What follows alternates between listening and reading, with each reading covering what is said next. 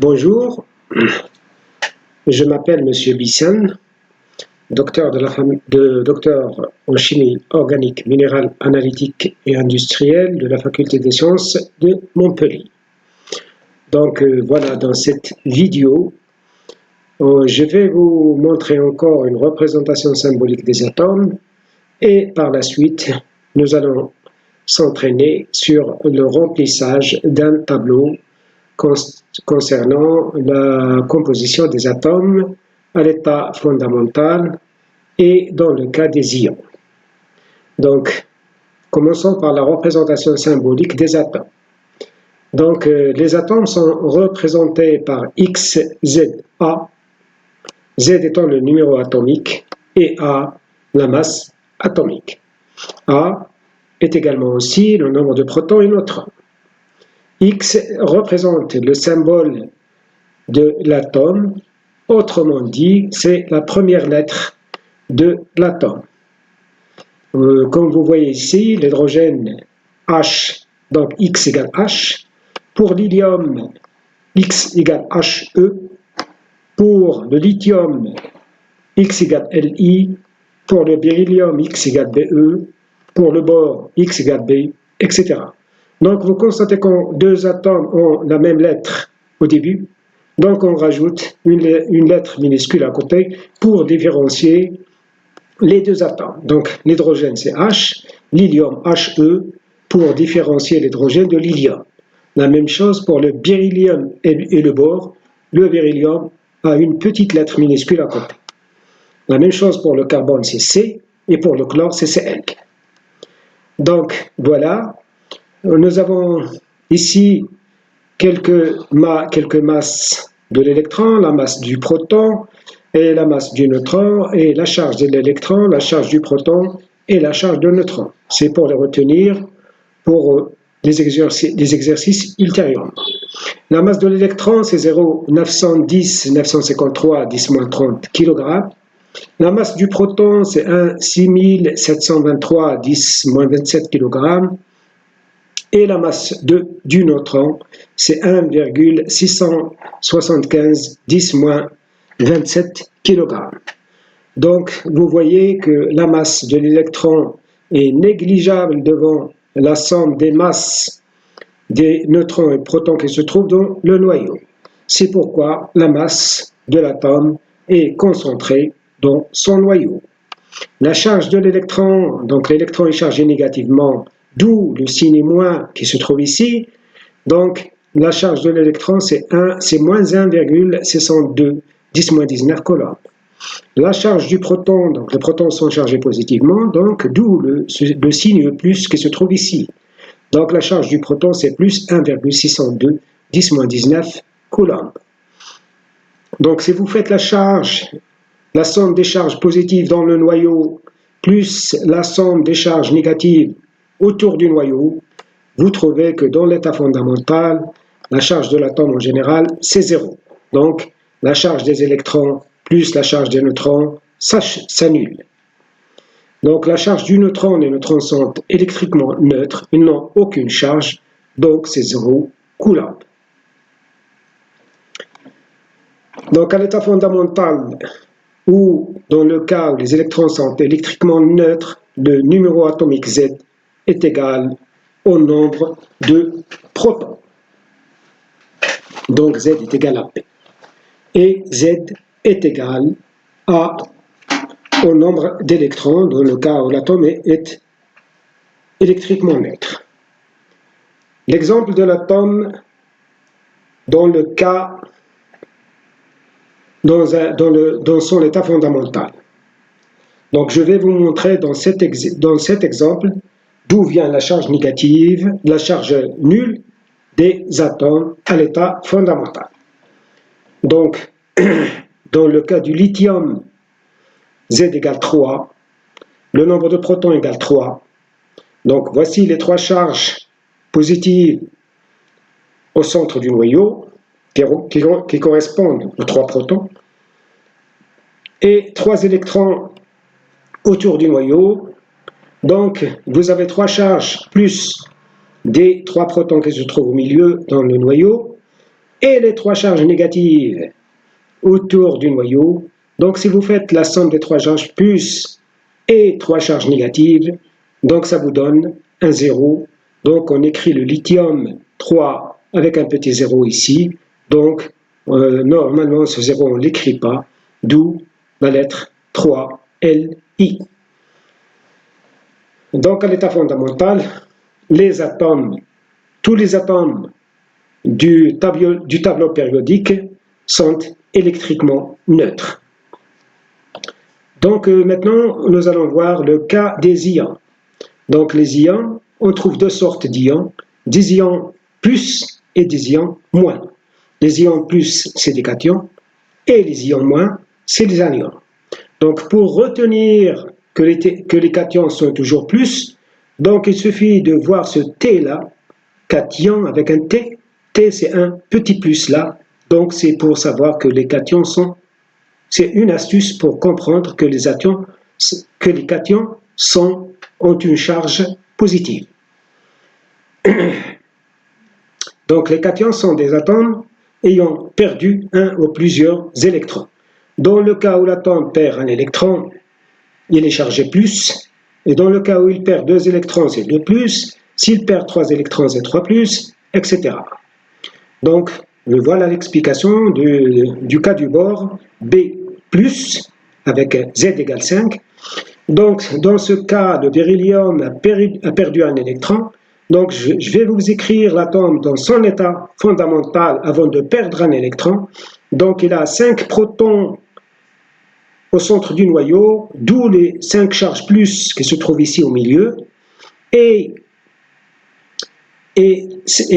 5 électrons autour du noyau, donc 1, 2, 3, 4 et 5. Donc voilà l'atome du bord à l'état fondamental. Et une fois qu'il y a départ d'un électron, donc vous aurez 5 charges plus au centre du noyau et 4 électrons autour du noyau. Donc si vous faites la somme des 5 charges plus et 4 charges négatives des électrons, il vous reste une charge plus. Donc c'est d'où ce signe plus qu'on a sur le bord à l'exposant. Prenons le cas des anions. Donc les anions, ce sont des atomes ayant perdu un ou plusieurs électrons. Donc voilà un exemple du fluor 9-. Donc le fluor ici a gagné un électron. Donc je vais écrire l'atome de fluor à l'état fondamental et puis après plus l'addition d'un électron. Ah. Donc Z égale 9, donc on a 9 protons, d'où les 9 charges plus au centre du noyau. Et à l'état fondamental, on a 9 électrons autour du noyau, donc 2, 4, 6, 8 et 1 ici, ça fait 9 électrons autour. Donc si on rajoute un électron, donc on a un électron rajouté ici, donc ça vous donne au total 9 électrons plus un rajouté ici, ça fait 10 électrons. Donc voilà le 10e électron sur l'orbital P. Donc récapitulons maintenant. Si l'atome perd un électron, l'atome a une charge plus. S'il perd 2 électrons, on a 2 plus, 2 charges plus. S'il perd 3 électrons, ça fait 3 plus, etc. Si l'atome gagne un électron, alors il est chargé négativement, moins. S'il gagne 2 électrons, c'est 2 moins. S'il gagne 3 électrons, c'est 3 moins, et ainsi de suite. Dans le cas des cations, le nombre d'électrons est toujours inférieur au nombre de protons, donc il faut la retenir. Et dans le cas des anions, le nombre des électrons est toujours supérieur au nombre de protons. Donc, si vous voulez savoir encore ce que ça veut dire les isotopes, ce sont les mêmes atomes ayant le même numéro atomique, mais le nombre de nucléons différent. Donc, ce qui change dans le nombre de nucléons, c'est toujours le nombre de neutrons. Le nombre de protons est toujours le même. Maintenant, passons à l'exercice d'entraînement sur la composition de l'atome, dans le cas où l'atome est électriquement neutre et dans le cas où les atomes sont chargés plus ou moins. Donc, dans ce tableau, vous voyez que dans la première colonne à gauche, vous avez les formules des atomes, la formule des atomes ici. Dans la seconde colonne, vous allez écrire le nom de l'atome. Dans la colonne 4, vous allez écrire le numéro atomique de tous les atomes que vous avez ici à gauche. Et dans cette colonne 5, vous allez écrire le nombre de masse A. Dans cette colonne-là, le nombre de protons. Et dans la colonne d'ici, le nombre de protons. Et là, le nombre d'électrons. Et dans la dernière colonne, le nombre de charges. Donc, vous avez la formule ici. Le nom ici, pour cet atome-là, c'est le cuivre. Pour celui-là, c'est l'hydrogène. Ici, c'est l'azote. Le cuivre, c'est U de plus. C'est U de plus. Ici, l'ion cuivre, 2. Ici, l'ion oxygène, 2. Ici, c'est l'azote. Ici, c'est le zinc. Le fer ferrique, ou l'ion fer, 3. Ici, c'est le carbone. Ici, c'est H+. Ici, c'est le carbone. Le néon. L'ion chlorure, c'est L-. L'ion sodium, plus. L'ion magnésium, 2+. Et ici, en dernier, l'argon. Donc, vous avez le cuivre, 2964. Donc, son numéro atomique, c'est Z. Z, c'est 29. Le nombre de masse, c'est 64. Le nombre de protons, l'atome est électriquement neutre ici, donc le nombre de protons, c'est 29. Le nombre de neutrons, N est égal à A moins Z, donc 64 moins 29, etc. Donc, voilà la correction en bas. Donc, 64 moins 29, ça vous donne 35. Le nombre d'électrons, c'est, puisque l'atome est électriquement neutre, donc Z est égal à P égal au nombre d'électrons, donc c'est 29. Le nombre de charges, l'atome n'est pas chargé, donc le nombre de charges c'est 0.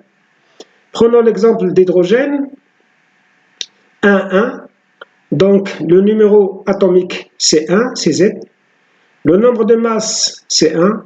Le nombre de protons c'est 1, puisque H est électriquement neutre. Le nombre de neutrons c'est A moins Z. Donc c'est 1 moins 1, ça fait 0. Le nombre d'électrons est égal au nombre de protons, puisque l'hydrogène ici est électriquement neutre. Donc c'est 1. Le nombre de charges, donc l'hydrogène n'est pas chargé, donc le nombre de charges c'est 0. L'azote, 14. Donc 7, 14. Le numéro atomique c'est 7. Le nombre de masse c'est 14. Le nombre de protons c'est 7. Le nombre de neutrons, c'est 14 moins 7, ça fait 7. Le nombre d'électrons, puisque l'atome n'est pas chargé, donc le nombre de protons est égal au nombre d'électrons, c'est 7. L'azote ici n'est pas chargé, donc le nombre de charges, c'est 0. Donc c'est la même chose pour les autres, et ainsi de suite, jusqu'à la fin, jusqu'à l'argon. Donc si vous voulez calculer le nombre d'électrons, dans le cas, prenons l'exemple du fer ferrique, Fe3+, donc l'ion fer 3. Donc vous avez le nombre, le numéro atomique c'est Z, c'est 26. Le numéro de masse c'est 57.